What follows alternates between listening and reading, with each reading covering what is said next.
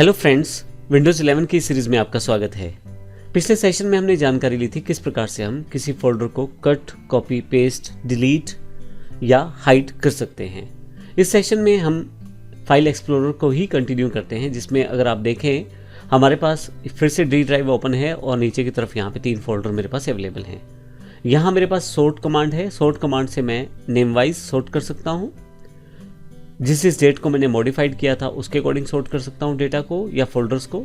Type wise, अगर आपके पास फाइलें हैं या फोल्डर हैं उसके अकॉर्डिंग आप सॉर्ट कर सकते हैं।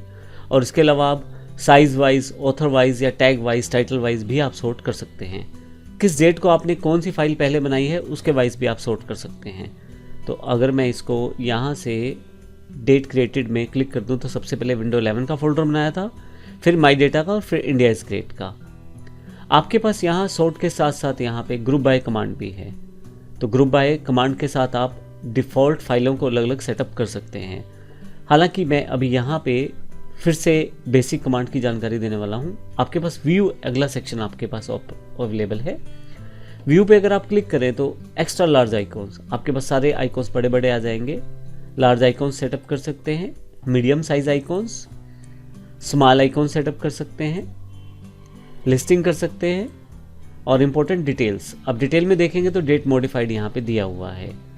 तो आप जब आप सॉर्ट करते हैं और डेट मॉडिफाइड के अकॉर्डिंग सॉर्ट करते हैं तो यहाँ से आप क्लियरली चेक कर सकते हैं कौन सी डेट को कौन सा फोल्डर बना और वो किस प्रकार से सॉर्टिंग में है। आप सॉर्टिंग डायरेक्टली यहाँ क्लिक करके भी कर सकते हैं, देखें आप।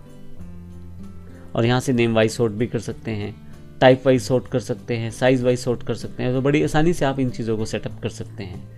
व्यू में आपके पास स्टाइल्स का कंटेंट आप इस तरह से दिखा सकते हैं और कंटेंट वाइज आप ऐसे दिखा सकते हैं। इसके अलावा कॉम्पैक्ट व्यू है आपके पास।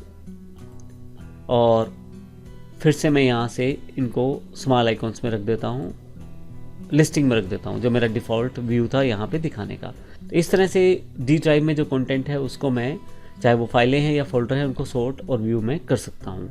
आप विंडोज़ 11 में बड़ी आसानी से अपनी फाइल्स को या फोल्डर्स को कंप्रेस कर सकते हैं।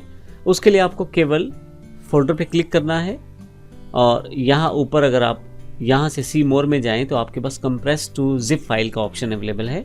अगर मैं इसे क्लिक कर दूँ तो आप देखेंगे कि एक नया जिप फाइल क्रिएट हो चुका है। और अगर मैं इसका आपको एक्स्ट्रा लार्ज आइकॉन बड़ा करके दिखाऊँ तो इस पर एक जिप का साइन है। तो अगर आप देखें तो नॉर्मल फोल्डर मेरे पास ये रहा और ये जिप फोल्डर है। जिप फोल्डर का बेनिफिट ये है कि कंप्रेस होकर इसका साइज़ छोटा हो जाएगा और आप इसको मेल कर सकते हैं, अटैचमेंट में भेज सकते हैं, शेयर कर सकते हैं बड़ी आसानी के साथ। कंप्रेस करने का सबसे बड़ा बेनिफिट ये रहता है कि आपका जो फोल्डर या फाइल का साइज़ छोटा हो जाता है कंप्रेस फाइल के फॉर्मेट के रूप में। आप उसे कहीं भी आसानी से शेयर कर सकते हैं।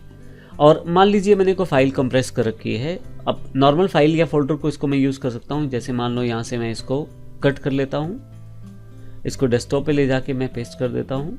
ये मेरे पास पेस्ट का बटन है, मैं पेस्ट कर देता हूँ। तो देखिए मेरे पास ये जिप फोल्डर जो है यहाँ पे आ गया है। अब मान लीजिए मुझे इसका अंदर का कंटेंट देखना है तो मैं इसको राइट क्लिक करूँगा और इसको यहाँ से एक्सट्रैक्ट ऑल ऑप्शन है, यानी कि इसको मैं अनजिप कर सकता हूँ एक्सट्रैक्ट ऑल से। तो जैसे इसको करूँगा मेरे से लोकेशन पूछा जाएगा, इसको मैं कहाँ पे एक्सट्रैक्ट करना चाहता हूँ।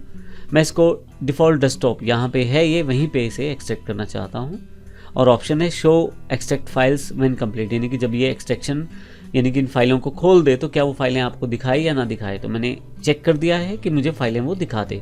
एक्सट्रैक्ट किया मैंने यहाँ से और आप देखेंगे मेरे पास वो फाइल दिखा दी गई है। अब अगर आप यहाँ देखें तो इंडिया इज ग्रेट के नाम से एक अलग से फोल्डर है और यहाँ पे मेरे पास इंडिया इज ग्रेट के नाम से जो फोल्डर है, यही वाला फोल्डर डेस्कटॉप में मुझे शो कर दिया गया है। मैं डबल क्लिक करके इसका कंटेंट चेक कर सकता हूँ। तो इस तरह से आप आसानी के साथ किसी भी फोल्डर को जिप और अनजिप कर सकते हैं। धन्यवाद।